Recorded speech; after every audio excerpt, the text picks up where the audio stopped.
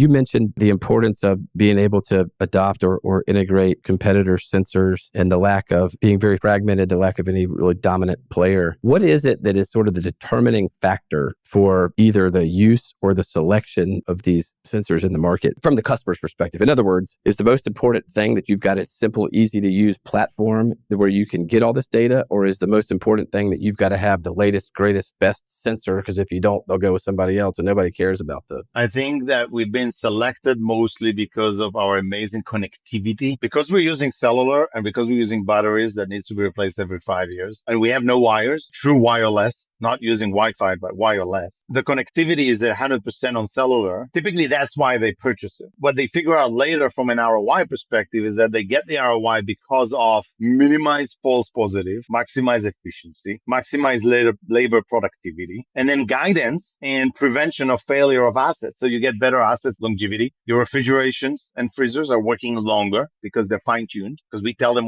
how to tune them and when. The ROI that they get is much, much larger than what they thought. What happened then is that our buyers and our users typically get promoted because that's the best project in their company. And it's just really fun to see it. The way that we also do it in a scale, because we are a large company by now, and we continue to cater to each customer with a customer success manager and a whole team around it in an automatic fashion, is that we give the autonomy very deep in the organization, a power to choose, power to make decisions. I always am a believer that it's better to make the wrong decision faster in front of the customer than not making any decision. You need to put that with guardrails, because what I just said, you could say, oh, that's crazy. Well, okay, you have guardrails, but I want them to make the decision in front of the customer in order to empower the customer to get more value from it. When you do that, if they made a mistake, you say, okay, there's no penalize. Let's learn from it and let's not make the same mistake. Let's make different mistakes. On a continuous basis, the organization continue to grow and the elasticity of it continue to grow and the value that we provide the customer